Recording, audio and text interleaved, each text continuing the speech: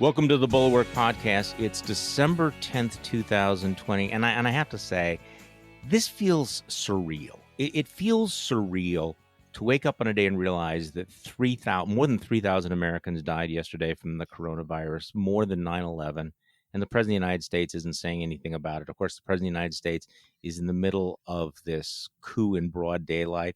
He's continuing to tweet out these bizarre calls to overturn the election. We have a lawsuit pending in front of the Supreme Court. It won't go anywhere. This Texas lawsuit, which is seriously way dumber than you think it is. And yet, and despite that, you have Republican attorneys general in 17 states backing the suit. And by the way, I'm totally down with Tim Miller saying we need to do a hashtag never these guys. Tim, of course, joins me for today's podcast. It's any attorney general who endorses this Texas lawsuit. I mean, they have to be dead to you, right?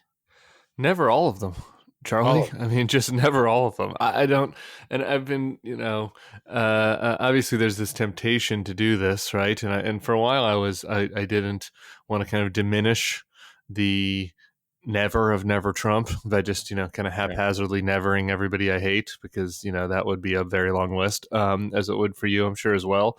But this is just, you have to draw a line in the sand somewhere. And I know that most of these guys are just doing performative clown coup theater and don't, actually think that this is going to happen. But there are people that are buying into this, and their constituents are buying into this. I think that there are MAGA experts and staffers that are buying into this. I saw J. Arthur Bloom of the American Conservative buying into this. There are, I think, people that are trying to justify this absurd effort, and I think it's worth pointing out why this is such a hard line in the sand, because look, there's a lot of discussion about voter suppression. I think that there are reasonable people on both sides. There are unreasonable people on the Republican side, but there are reasonable people on both sides of the opinion about voter ID and, how many days of early vote there should be having, and, whether, in some of these states that they were purposely trying to suppress the vote of the Black community or other communities. And that all should be debated, and in a lot of cases, there were things that are pretty gross that were done. But this is so far beyond that. This is literally anti-democratic. It is taking away people's votes. That's 17 attorneys general, Rafael Ted Cruz, and the President of the United States have explicitly endorsed taking away the vote of people. I think I saw on Twitter, like you, Charlie, who voted by mail. Yeah. Well, they're talking about overturning the election in Michigan, Wisconsin, Pennsylvania, and Georgia. This is mass disenfranchisement on a level that I think you have to go back into the 19th century to get anything like it. So, but on this Texas lawsuit, I just think that we need to be very, very clear for folks. Yeah. This is not going to happen. The court is not going to take this up. This thing doesn't even rise to the level of a joke. People who've actually read it are just like rolling their eyes at what a complete legal clusterfuck it is. Andy McCarthy writes for National Review, and he's been Trump adjacent for the last 4 years. He's been very Trump friendly, and he has a piece just ripping this thing. He just looks at it and he goes, look, first of all, this Attorney General Paxton from Texas is already under indictment for securities fraud, and he's caught up in another corruption investigation. He's lost like half of his staff. And he may be looking for a pardon, who knows.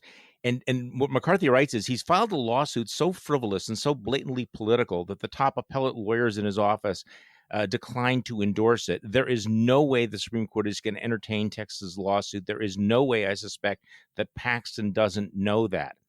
And then there's Eric Erickson, who again supported Trump, gave money to Trump, all of that stuff, but is not buying into this coup attempt. And he had a tweet yesterday. He said, "I've read the Texas lawsuit, and the FBI shouldn't be investigating Ken Paxton for shady dealings. They should investigate how he ever got a law license. This is some kindergarten bullshit." I mean, it's so bad.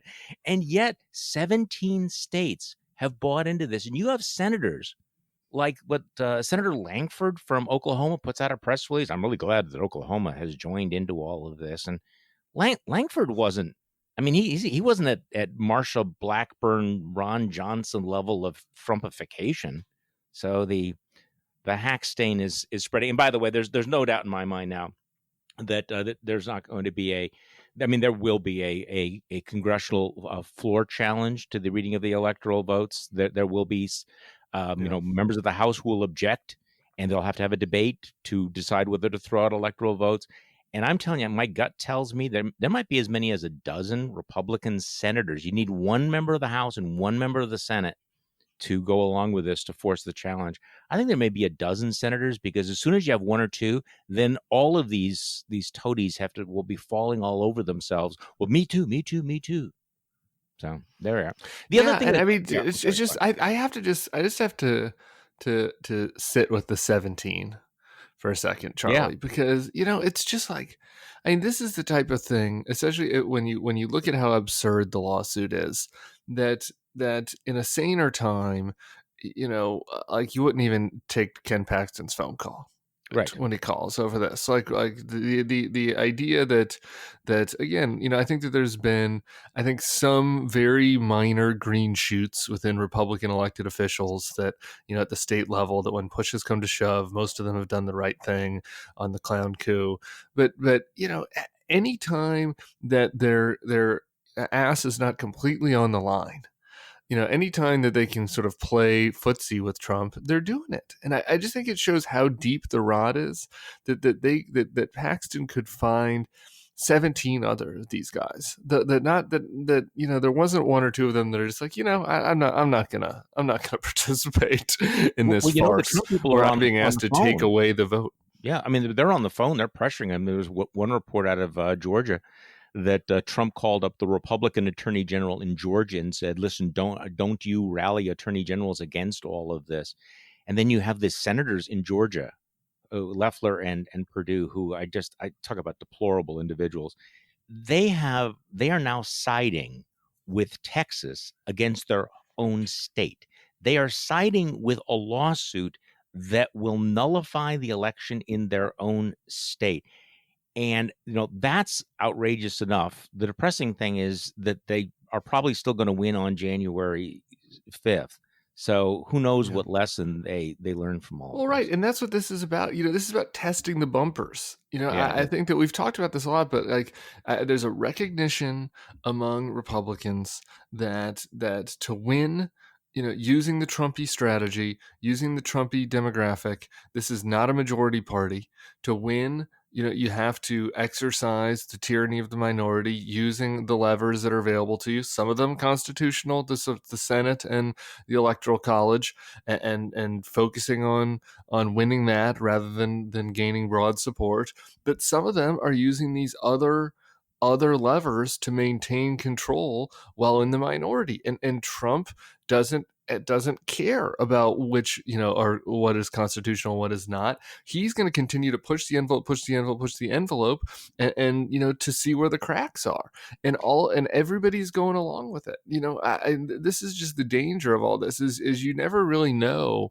I guess we do know in this case that this is not going to be the one that breaks the dam, because it's just so clownish, but you never really know which one will, break the dam and allow kind of this corrupt water to flow through. And so, it's just like the idea that you would put your name to something. This is, and I do think this is important, that this is attached to them for their life, that they wanted to take Jane from Pennsylvania, who followed the rules, who voted in a free and fair election, who cast the ballot as their state told her that she should, and they want to take that person's vote away from them to keep Donald Trump in power. That's Belarus, is what that is. But there are, of course, the people who say, "Come on now, Tim and Charlie, get a grip, because this isn't going to work. All of this is exaggerated. People are signing on because they're kind of rolling their eyes, because they know how it's going to turn out. They know that next week the Electoral College will vote, and Joe Biden will get 306 electoral votes, and he's going to be sworn in on January 20th. So all of these concerns about a coup were completely overblown, because look, it's just not going to happen. And therefore, why not? Why not just throw a bone to the MAGA world? Why not just indulge Donald Trump's toddler psychology for just a couple more weeks? Why are you guys just a couple more weeks? Yeah. What's the big deal, right? You just have hundreds and thousands and tens of thousands, and I guess millions now watching Newsmax.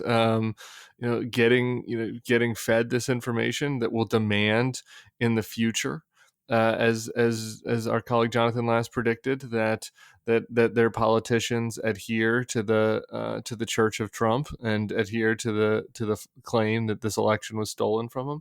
I mean, this is the whole Mitch McConnell thing, and it's the problem is it's kind of worked for him because he's got his judges and he got his tax cuts.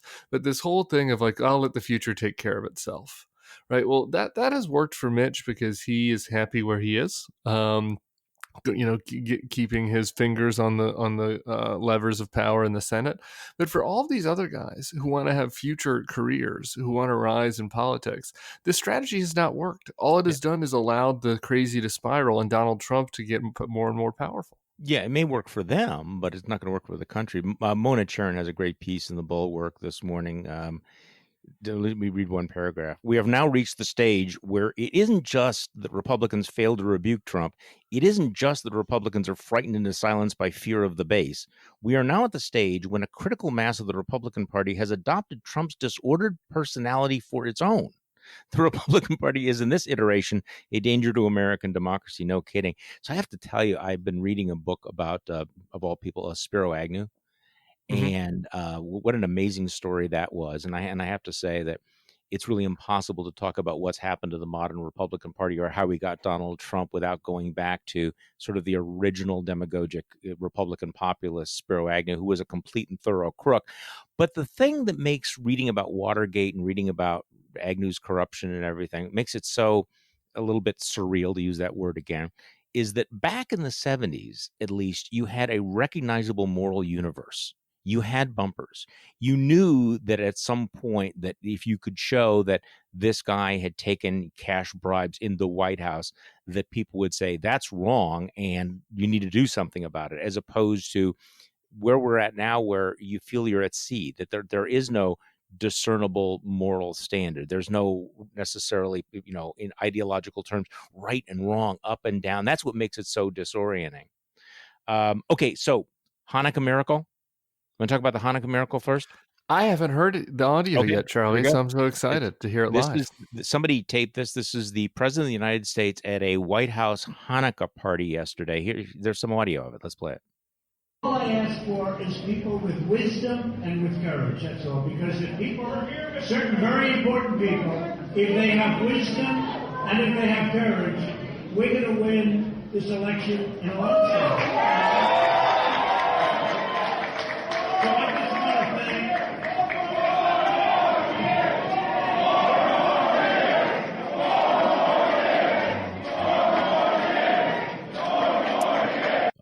Hanukkah Miracle. We just need people with wisdom and courage.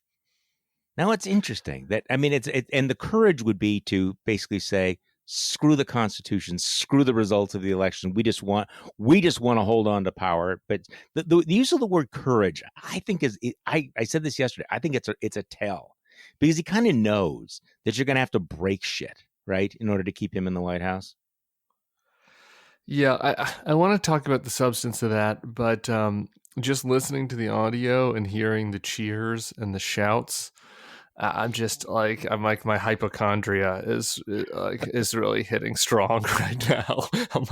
I was cringing just thinking about all of the airborne coronavirus spittle that was going around this Hanukkah party that was totally unnecessary. So I know that's an aside, but it was my initial physical reaction.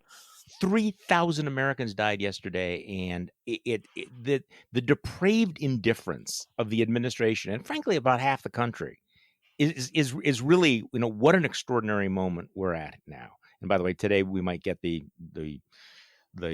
vaccine approved, but still it's going to be months and months and months. We're going to have 300,000 dead Americans by January 1st. And what do you have? These indoor, no social distancing party, people yelling 4 more years.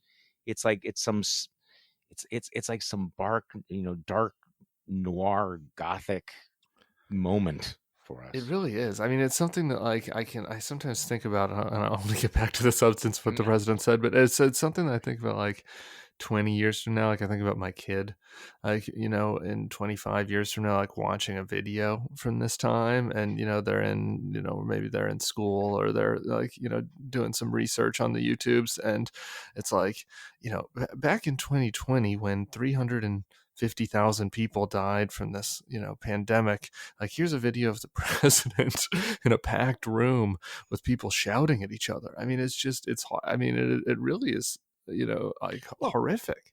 Well, also, but with the president shouting, talking about the people with courage and wisdom.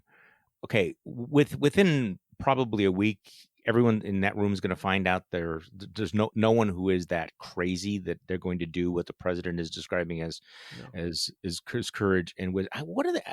I know I keep coming back to this. How they're going to react to this?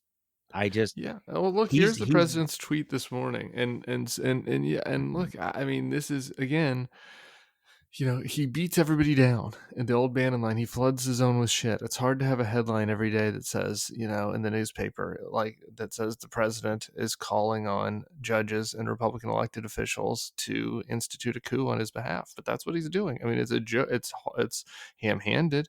It's tiresome, but that's what he's doing. And if this was happening in any other time in history, if any other politician did something like this, it would be wall-to-wall news. But it's just there's a beat down element of this. But here he is to answer your question about what could happen. Here's a tweet from 45 minutes ago.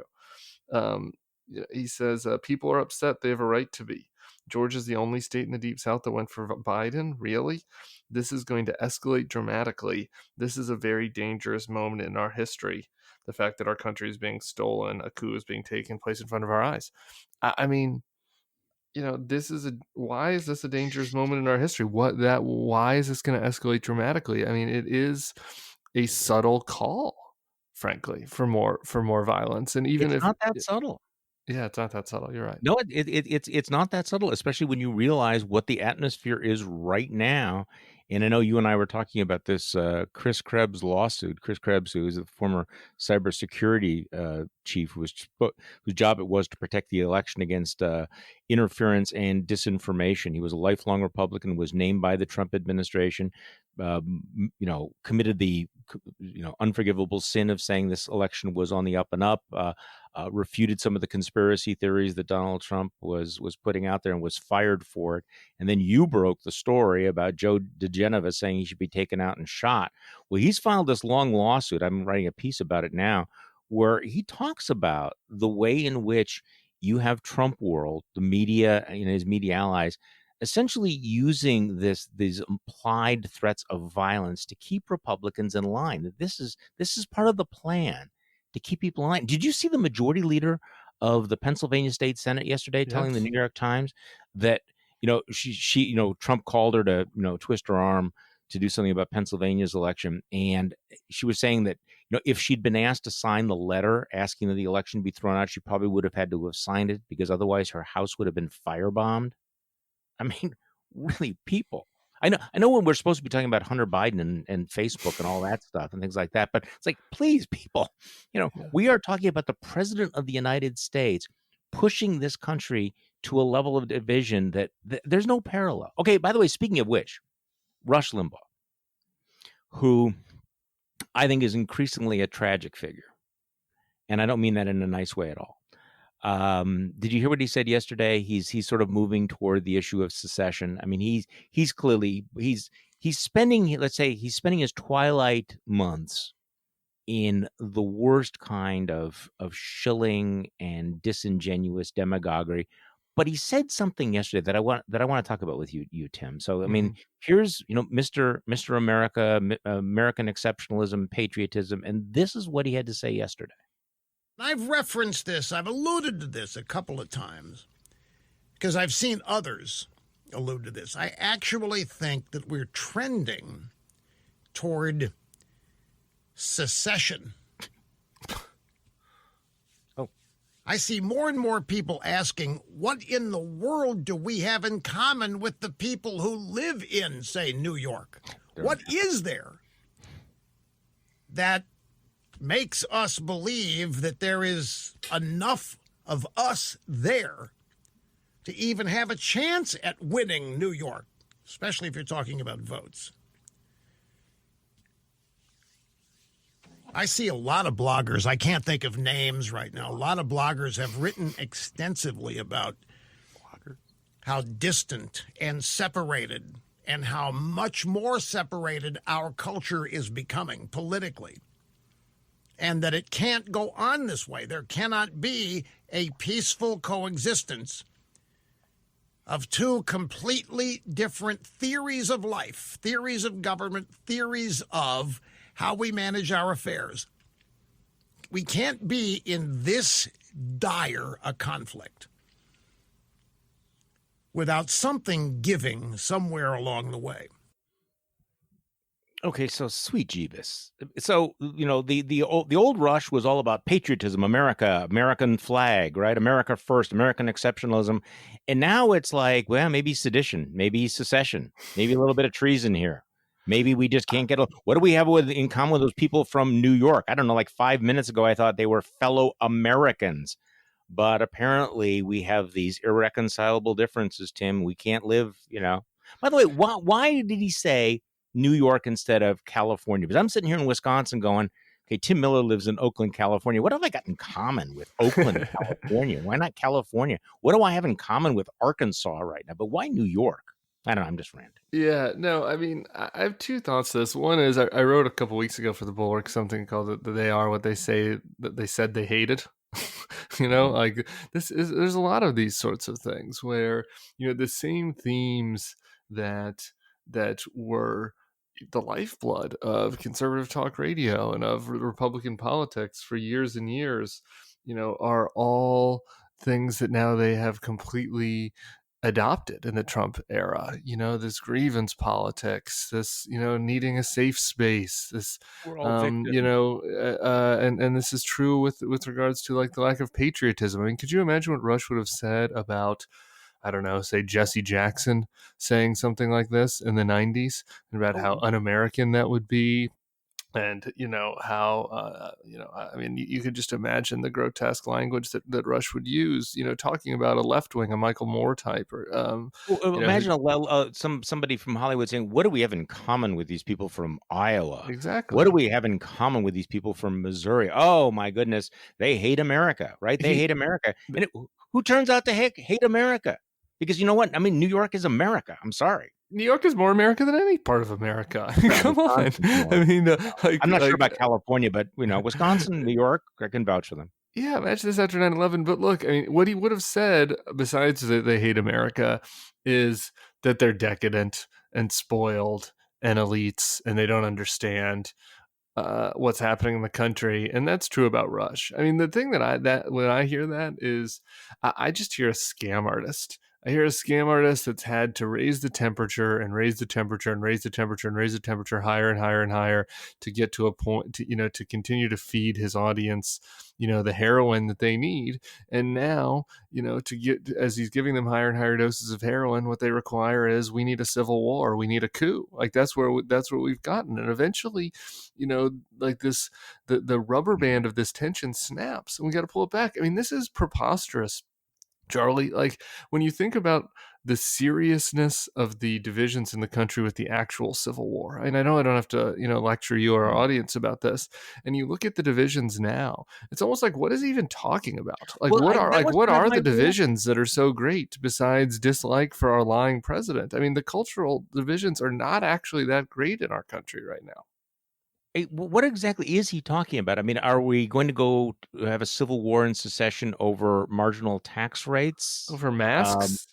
Right? Over not wearing masks and social distancing during a pandemic? Like, what? I just, what is it? I mean, Drag Queen Story Hour comes to mind. Yeah, exactly. I mean, we're at a time people who support Drag Queen Story Hours. But I'm before the pandemic, we're at a time of unprecedented prosperity. There is an unprecedented amount of exchange that is possible, given our social media tools and given our technology about people from different parts of the country, and unprecedented ability to travel. I mean, like, the idea that there is this chasm it's created out of whole cloth by hucksters and scam artists like Rush, in order to make people feel better about themselves, like in order to tear down the other, in order to feed these folks grievances. It is branding. Well, also there are okay. Let's just for the sake of argument, there are some real significant differences. Obviously, Wyoming is going to be very different than New York. Clearly Georgia is going to be different than, well, not so much anymore, but to say Oregon's going to be different than, shall we say, South Carolina. But there's an answer for that in our system that every conservative in America understood up until 5 minutes ago. It was called federalism. It was called local control. It's the way that we actually moderated our differences, right? That we would have different policies for New York and New Jersey than we would have for Wyoming and Colorado and Montana. And we were okay with that, because I know that for a lot of people on the right now, the word diversity has become toxic and obscene, but the entire system was set up to recognize that America is an amazing multicultural nation that has many different ways of approaching different issues, and we are okay with that, right? That we aren't uniform. And so now it's like we have nothing in common with these people. The differences are so great we have to talk about secession because bloggers are writing about this. Well, Because okay, people's Rush. feelings are hurt, over an election result. Now we have to succeed. I mean, talk about just like being a child, talk about childishness, and talk about like letting your feelings get in the way of the facts. Like, again, all these things that conservatives derided. I just have to say it. Like, I'm a gay, like California living former Republican with a multiracial family. I've got my good friends in Louisiana. I've spent a lot of time living in Iowa. You and me get along. You're living in Wisconsin, the last that I remembered. I mean, like this, there is just like this fantasy that we have these irretrievable fissures in our country that is at the level of slave owning versus not slave owning. I mean, it's decadent is what it is. It's just a childish tantrum is all it is. So what's the other thing? It's like the kneeling at an NFL game. Because that's what we're going to have we should never disrespect the flag except when we rip the flag apart by secession. So I'm making a list of all the things that turn out to be kind of, conservative bullshit, things that we used to believe in. So, I mean, fiscal conservatism. Okay, that we could throw that overboard, right? Free trade, clearly optional. All of the talk about judicial restraint, well, that turns out to be bullshit, since we're right now going, hey, could we have some unelected judges for life overturn the election? So that whole judicial conservatism thing turns out to be bullshit. And now listening to Rush Limbaugh, and so the whole patriotism America, being triggered, safe spaces, I'd like to add to that list. Yeah. So all of these things that conservatives used to say, these are our core values, when push comes to shove in this era, they're willing just to throw them away. Yeah, no. Now we're going to have a civil war. We're literally going to have a violent insurrection in our country over the fact that we don't like that NBA players have Black Lives Matter slogans on their jerseys. I mean, like that's what our culture war is about. Like, this is unserious. This is unserious in the extreme. I think you are underestimating the impact of the drag queen story hours. Okay, so going back to this, what do you have in common with people from New York? Okay, so I understand that Rush used to live in New York and he's left New York and he lives in Florida, and so maybe that's what he was focusing on. Maybe he was talking about the media or he's talking about the election. But I'm sorry, there are 50 states in America that we could say we have nothing in common with. And why New York? This is, and I know that people are going to say, oh, Charlie, you're reading too much into this. Saying that we have nothing in common with the people in New York has been for 50, 60, 70 years a code word for saying the Jews. And I'm sorry that there is no way for me to listen to that without detecting the anti-Semitic undertone. And whether Rush meant that or not, that's the dog whistle that goes out in the MAGA world. Who are these small elites in New York? Because he's not talking about the elites in California. He's not talking about the elites. Just New York. Okay, I'm sorry. You don't have to endorse my paranoia there, but We're living I in guess an era I where don't think that's very every possible. I would add one thing though. Donald Trump's from fucking New York. I mean, that just I shows how understand. preposterous this whole thing is. Like the whole person that is the lightning rod from all this. Like, And Rudy Giuliani's from New York as well, but so that's I'm the not sure if I belong in the same country as Rudy Giuliani. Actually, now that I think about it, so maybe me and maybe Rush has a small point about that. So speaking of Rudy Giuliani, how about that story in the New York Times that Donald Trump and Rudy Giuliani got treatments for coronavirus that are unavailable to the little people, to anybody else? This is the So interesting sick. moment of populism. You know, we are the populace. We are the voice of the little man, and it's like, I'm sorry, you know where the little guy is right now? The little guy is, is in these long lines at food banks in America. And speaking of the other surreal thing, that you have 3,000 Americans dying, you have this massive number of unemployed, the terror of people who don't know whether they're going to get food for the holidays at a time when we have, and I know I'm going to sound like a lefty here now, 30,000 Dow. And people, at the moment people are dying, you have the super political collected elite getting drugs that are not available to the unwashed. I mean, this is a weird moment in American culture. We want to talk about divide, and yet we need to worry about this terrible divide about This professional athletes kneeling or something. I guess you are correct about the populism of this, Charlie. I mean, just the phoniness of the populism. I mean, this is what this is about. It's about pardons for his friends. It's about special treatment when they get sick. It's about favor trading. Look, I mean, Rudy Giuliani traveled around the country and was not only irresponsible in the way that he handled the virus, not only didn't follow the CDC guidelines, he was derisive of them. He was at these phony show clown coup hearings where people would wear a mask, and he would kind of snap at them and tell them to take off their masks so that he could hear them better. And the entire Arizona legislature had to go into quarantine because of Rudy Giuliani's behavior, in his fake attempt to overturn the election. And so I do think that people there is a righteous populism here. I think that people do have a right to be mad that Rudy they do. Giuliani is getting special treatment in the hospital after the way that he behaved. When in some places in this country, there are some limit. Beds are becoming a question. What kind of treatment people is getting, how long they can stay in the hospital. For people who did the right thing and or who had to work, because either they were frontline healthcare workers or they had to work to feed their family or they'd work for whatever reason. And now they're sitting behind Rudy Giuliani who's just flamboyantly flouting the rules. That people should be pissed about that. So how come Democrats aren't pounding on this? Boy, I don't. They've been very mellow lately. And I understand it from Biden. I do. I understand Biden's mindset here, which is that let's get through this 40 days and see if I can actually work with these guys and get something done for 100 days. I don't think it'll last forever, but maybe I'll have a window to get something done. It might not work, but it's worth a try if he wants to not have total gridlock. I don't get it from the DNC, from the DSCC, or from the House and the Senate leadership. I do think that Nancy and Chuck are out of touch. I think that it would benefit the Democrats to have a change of leadership in the House and the Senate.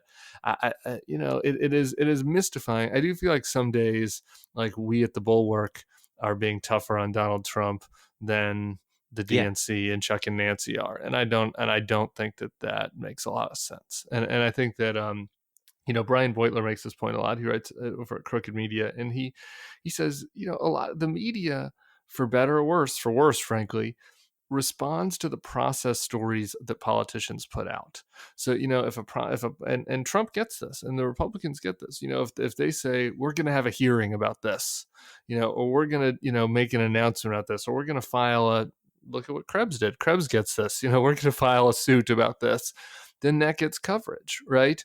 And the Democrats have just seemed very passive about doing that on a lot of these in a lot of these areas. Now Trump gives so much, so it's kind of like, how do you pick? But some days, but I think that's a fair criticism of the Democratic leadership.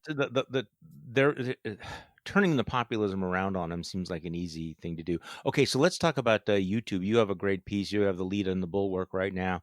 YouTube announces yesterday that from now on, they're not going to put up any, MAGA disinformation about the election, and you're not buying it. I mean, this was a big rollout for YouTube. So you don't think this is YouTube's come to Jesus moment?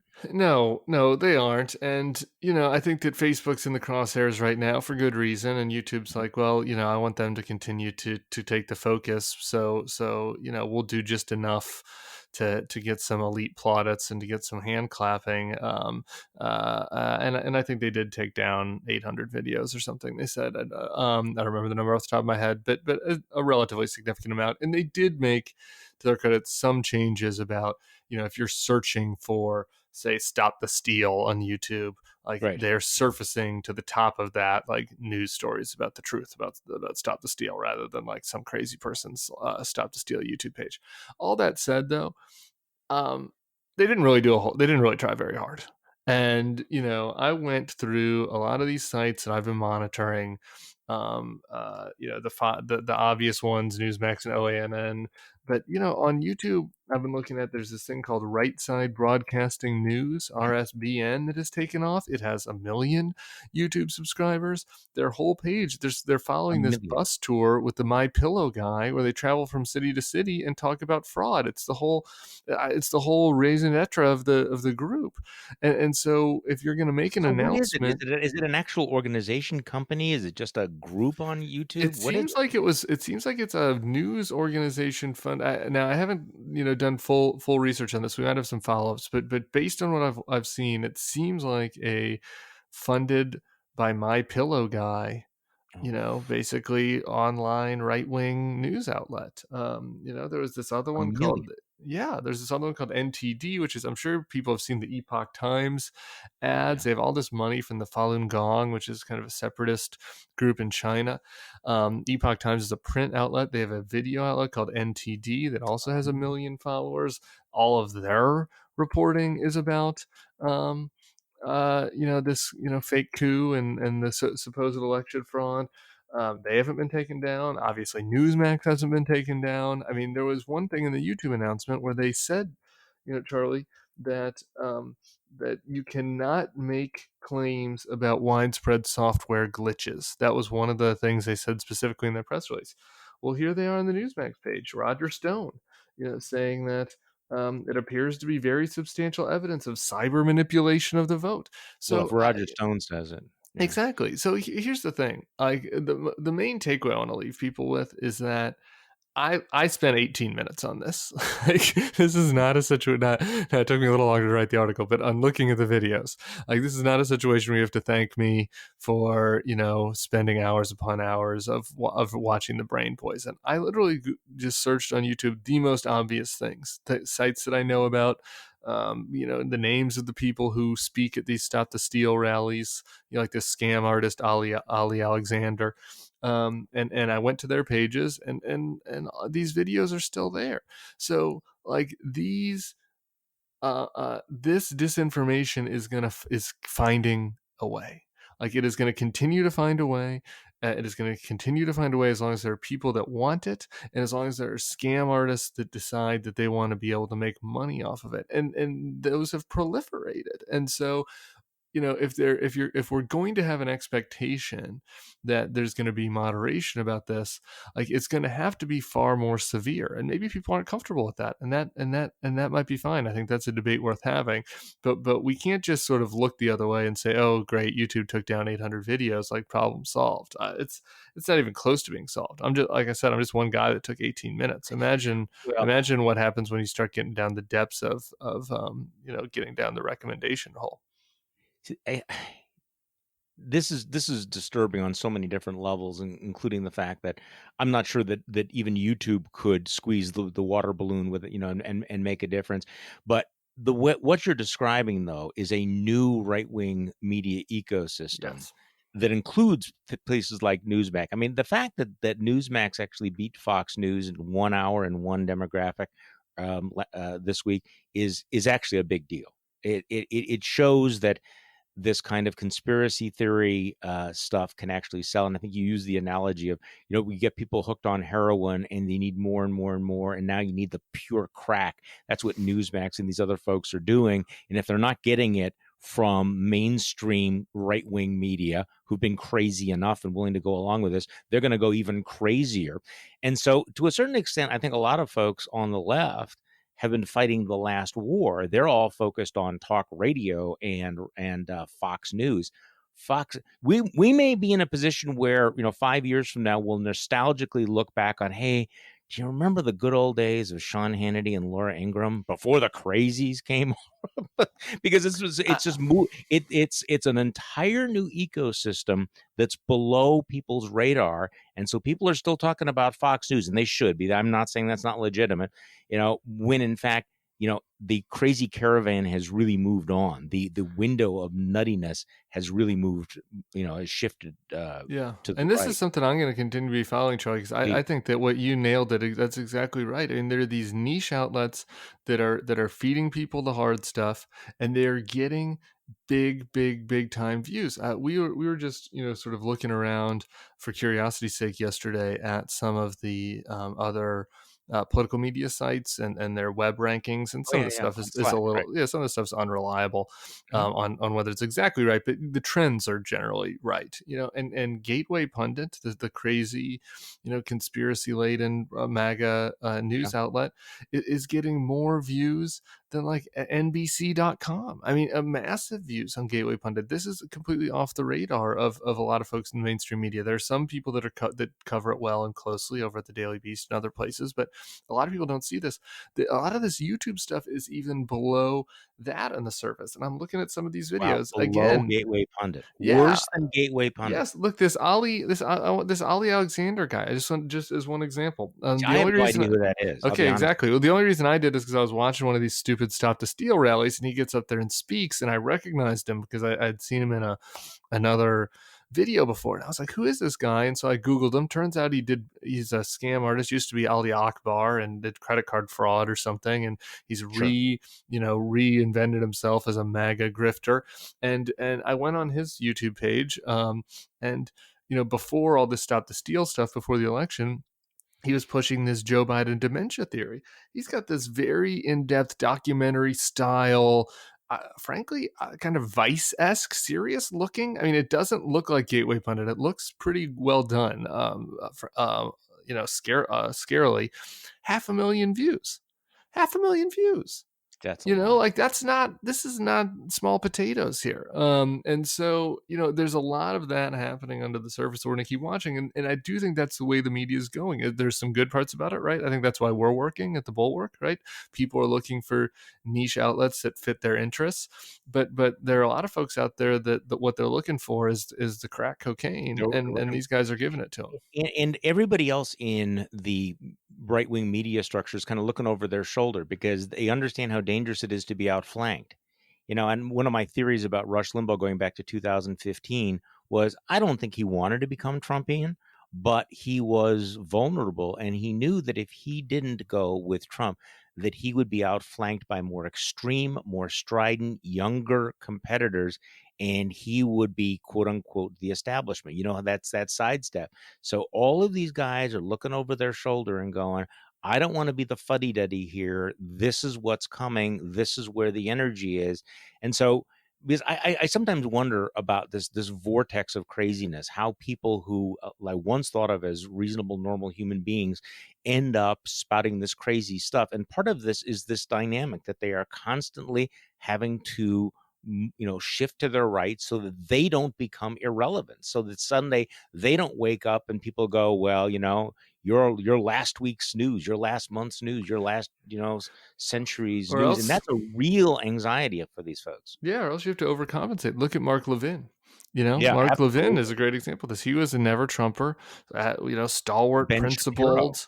Yeah, and now Levin's Sunday night, I think it's Sunday, it's either Saturday or Sunday night Fox News show is like the most Newsmaxy thing on the net. I mean, he has gone fully all the way in on this because that's what you have to do. You have to earn back the quote unquote trust with this viewership by by going further and further with the Trump conspiracy nonsense. Yeah. Okay. So on that note, so what are you what are you looking what are you watching over the next couple of days?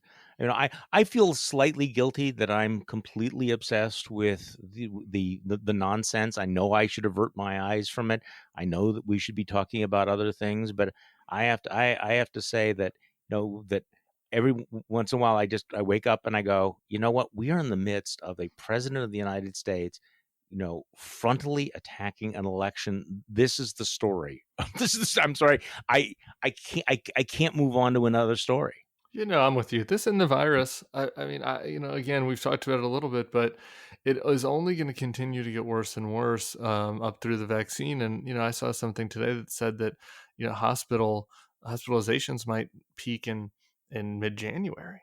And so now we're having the worst days that we've had of the whole time. And so this, by the way, this is all of this stuff is related, but I don't want to lose sight of many of these same grifters that are pushing the Trump fake coup were also pushing, the fact that the virus was, a fake, or that, Oh, and they'll be anti-vaxxers next year. yeah, they'll I be mean, anti-vaxxers. the great vax war of 2021.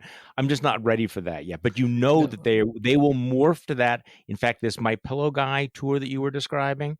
That'll be an anti-vax tour next year. Well, Yeah. that's right. I mean, did you see what one of the guys said in Madison? He said, if anybody tries to force me to take a vaccine, I'm putting a Glock to their forehead. Yeah, Subtle. there was a congressman, and I think is it Andy Biggs? I'm going off the top of my head from Arizona, who was attacking Doug Ducey, saying that Doug Ducey is going to be pushing forced vaccinations next year. So this is rising to the level of Congress. So that is something to watch. I'm totally with you on the electoral stuff. It is not something for us to avert our eyes from. But I just in this whole theme of the kind of misinformation and the YouTube stuff, I think it is instructive to look back at the fact that in March and April, the Alex Berensons of the world, I wrote about that sports talk guy, Clay Travis, a lot of these people in Trump Truthers. world that were pushing the virus hoax, they were saying 5,000 people are going to die, 10,000 people will die at the most at the very beginning. Here we are, we're going to have between 300, 350,000 die this year. It's just, think about how far off you have to be. I mean, they were 800, 900 times off in their prediction. It would have been. Well, they've apologized for that, right? No, nobody's apologized and nobody's changed. And How can you be that wrong and still not realize that maybe this is something you should just, shut the fuck up about? Yeah, I mean, You know look, what I'm saying? I mean, look, I You're was, off by for example, I was 1,000%. wrong about the 2016 election, and I've, spent 5 years flogging myself. And at the meantime, by the way, I was only off by, a couple 100 electoral votes or so. Like I wasn't, which isn't good, but I wasn't off by 300,000 deaths. Nobody died as a result of it. Yeah, but the instructive thing for me, Charlie, is that their audiences are still coming back for more. Like you would think that these people would start looking around and being like, wait a minute, these guys seem to have missed the mark on a pretty serious thing here.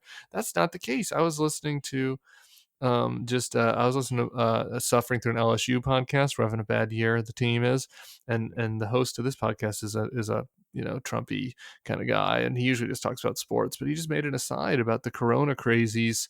Might want us to cancel this game because Nick Saban has the virus, and I was like, the crazies? Like, you're still pushing this? The virus crazies? Will take it seriously With 300,000 dead. And so I just think as we look forward, when you're wondering how can this still, is it really possible that 4 years from now these people will still think that the Trump election has been stolen from them? Yes, I guess I just say, if you look around right now and you see that people have had 300,000 of their fellow countrymen die of a virus and still think it's either fake or not a big deal, yeah, I still think that they'll believe the Trump stuff 4 years from now. Well, isn't this that definition of ideology or religious faith or whatever, that it's not falsifiable?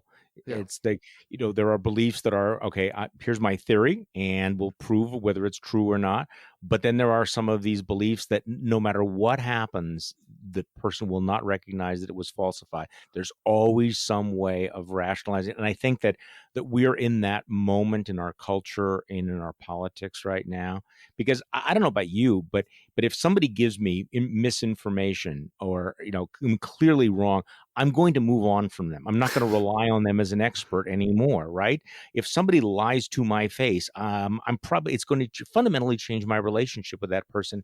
And yet none of those mechanisms seem to work, right? If the people go back to the people who were just egregiously wrong or clearly have misled them and lied to them. And there's some like switch that hasn't been, used, whatever.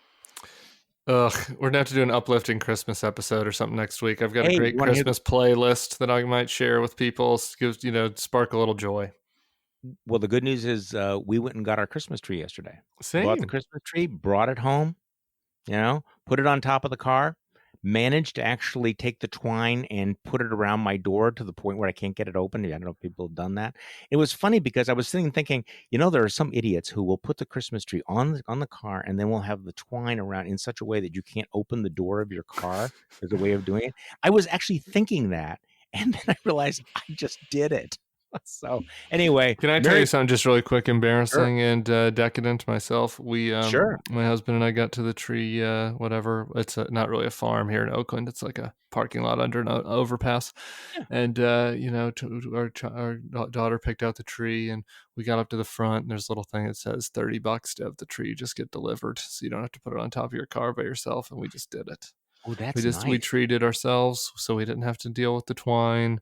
And it made me feel a little, my masculinity was in question for a moment. But we went for it. And, it really turned out very nice. It worked out great for everybody. There are people who are listening to this who are, first of all, mocking me for the twine thing, but also saying that real men go out and they cut down their own tree. They don't go to a lot.